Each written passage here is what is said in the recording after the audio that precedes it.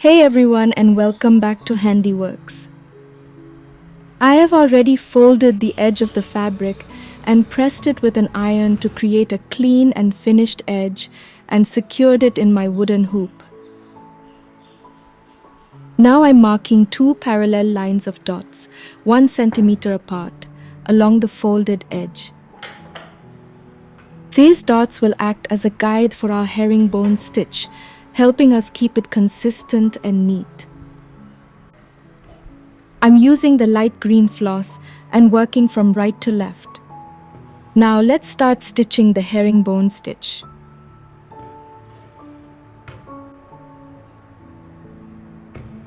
Try to keep your stitches evenly spaced and at a consistent angle. This will help create a neat and tidy herringbone stitch.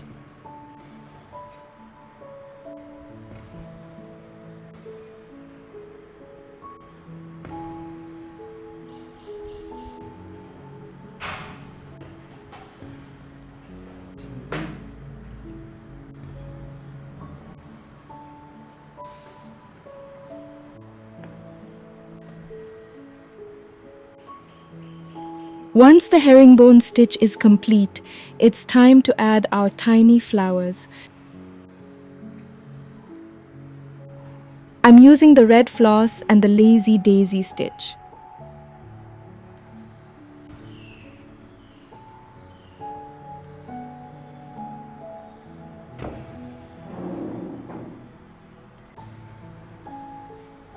That's one petal.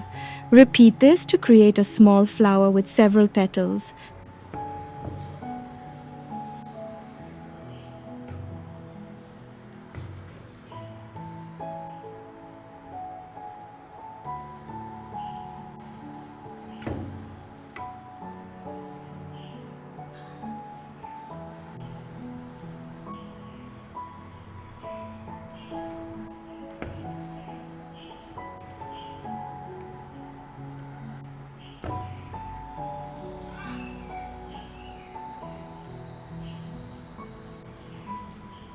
It would also look lovely on accessories like scarves or bags.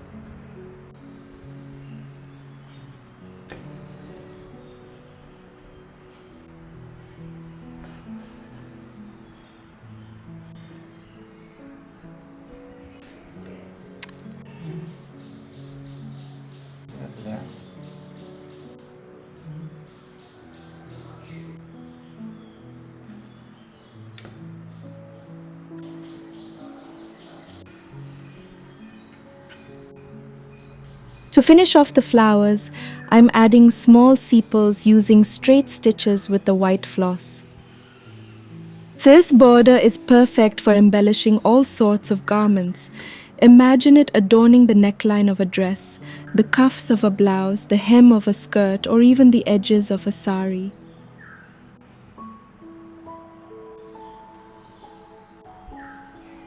You can experiment with different fabric colors and thread combinations to create your own unique designs.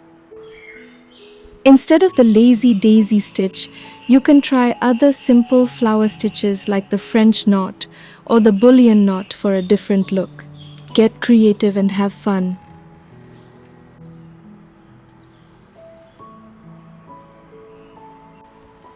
I hope you enjoyed this tutorial. If you did, be sure to give it a thumbs up and follow Handiworks for more stitching inspiration. Happy crafting!